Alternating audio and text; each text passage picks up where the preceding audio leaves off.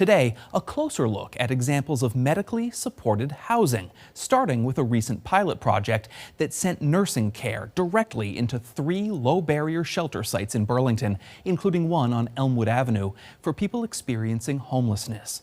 Now, shelter guests often suffer from substance use disorders, mental health problems, and conditions related to exposure to the elements, but they don't always get the care they need. Off Elmwood Avenue in downtown Burlington, an address whose name perfectly matches its mission, New Hope Lane. I'm starting over again, so this is what I have, and I'm thankful. Hope had been in short supply for Adam Gover before he moved into one of the 30 pods in the Elmwood Community Shelter for people experiencing homelessness. Sure beats, being out there. A history of substance use, setbacks like a stolen car, and a series of family changes collided, Adam says, leaving him without a permanent place to live. Until, in the Champlain Housing Trust managed site, he got heat, power, and a small roof over his head. It ain't much, but it's mine. And this winter and spring, he had new, easier access to basic medical care here. Through a visiting team from the community health centers. Without them, a lot of people wouldn't be getting the help they need. I love the smell of clean. Registered nurse Deb Alsofrom and outreach expert Peg Clement, who has a background in international aid work, came out of retirement for a 3-month pilot project. For the most part, a lot of these people have had really, really tough lives, a lot of trauma. They bounced between 3 low-barrier Burlington shelters, in a low-pressure way, making themselves available to treat conditions like frostbite, wounds, infections from IV drug use, and issues arising from wet feet. The lives are real and the people are too, and there should not be any judging. We meet on the same level and we talk with respect. Funded through a federal substance abuse prevention and treatment block grant through the Vermont Health Department, the pair met people where they are at late hours, their familiar faces building trust with a population often reluctant or unable to use traditional medical settings.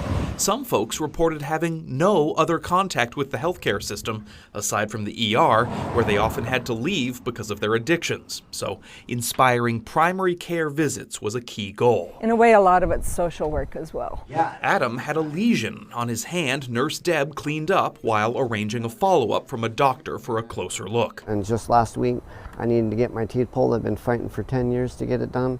She called up, she knew some people, and not only did I not know where to go, she called me up the day before, came here and said, hey, I'll pick you up, I'll bring you right to there, and brought me right to the appointment. So what they're doing is great. Program coordinators say it took some time for shelter guests to get comfortable with the visits, but eventually they tallied more than 350 people receiving walk-in support over those 3 months, many of them multiple times for problems like sores that might otherwise have gone untreated. That would be awesome. Deb and Peg guiding some to structured treatment for substance use disorders. Over time, the trust made a difference, and then we have time.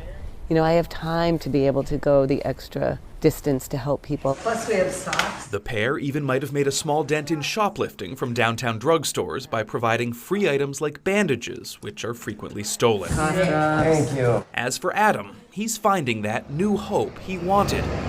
Landing a job, getting dentures, and pledging to focus on his sobriety and overall health, thanks in no small part to the nurse-supported shelter housing. Our voice isn't really heard, and now it is getting heard by them.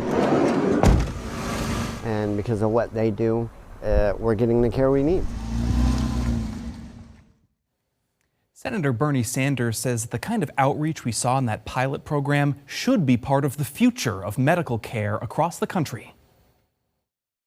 What I am working on as the chairman of the Health Committee is a revolution in primary health care, and that speaks to exactly what we got to do. We got to bring health care to the people. I have worked on a bill which I'm proud to say had bipartisan support, got out of my committee by a vote of 14-7, with 3 Republicans supporting it, all Democrats supporting it, which will revolutionize primary health care in this country. More money going into the training of doctors and nurses and dentists, getting nurses and medical personnel out into the streets of our country. And it's not just shelters. Sanders says he wants to see more nurses and health services embedded in the nation's schools as well. Representative Becca Ballant's first major piece of legislation in Washington is the $500 billion Community Housing Act introduced this past winter. The proposal has a lot in it, namely a call for more affordable housing nationwide. And one provision has to do with medically supported housing. It directs 2 federal agencies, Health and Human Services and Housing and Urban Development, to form a task force aimed at coming up with ways to treat substance use disorders inside affordable housing settings. The Congresswoman came by the NBC5 studio to talk about that idea.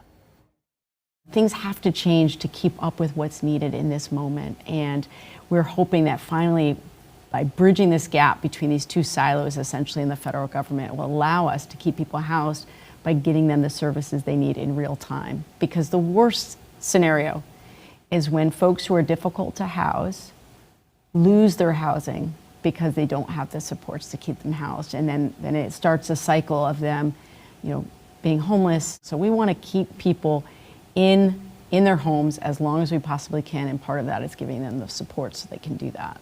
What are you hearing from your colleagues in the House when it comes to this provision around housing? Yeah, what I'm hearing is everyone understands that there is a nationwide housing crisis and that there's also a mental health crisis right now that was building before the pandemic but got worse during and after. And so it cuts across party lines.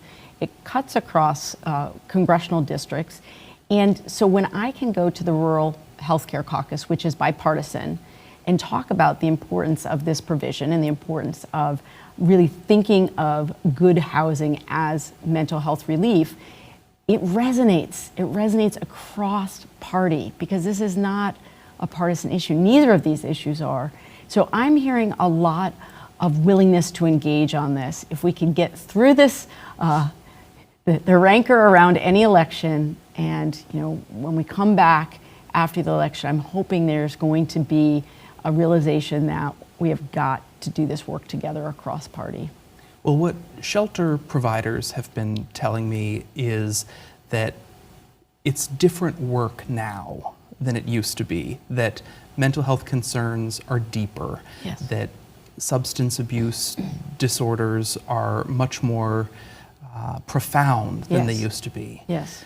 And it used to be when you and I were kids that shelters were set up in church basements staffed by volunteers, but Yes. that doesn't work anymore. No, we need a higher level of training and experience. It's interesting that you mentioned that. I was speaking with librarians earlier today. They are also on the front lines of dealing with the mental health crisis, and I've heard this from many librarians across the state that they're seeing needs from their clients coming in who are dealing with mental health struggles or with substance abuse disorder, and they don't feel that they have the training. So it is absolutely true that if you're working at a shelter, you're seeing that. If you're working at an emergency room right now, you're seeing it. If you're working at a library. And so we have to think really holistically about how to get these mental health supports out in the community, because I think a lot of people are feeling overwhelmed. They want to do the right thing. They don't necessarily have the training in how to navigate that. Obviously, any debate in Washington ultimately comes down to how's it going to be funded. Right.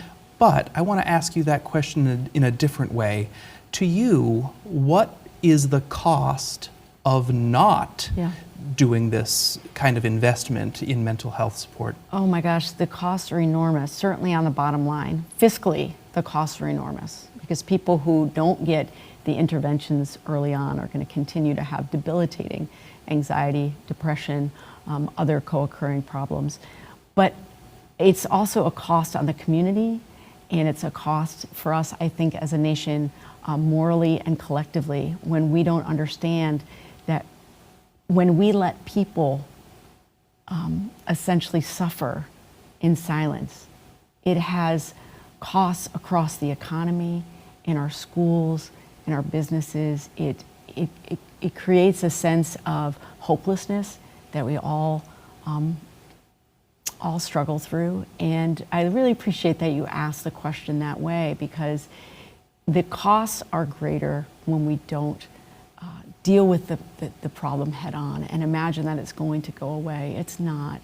And also, one of the things that I've been saying more and more is that it is a sign of strength when you are able to reach out and say, I need some help with this. It's not a sign of weakness. It's the human condition.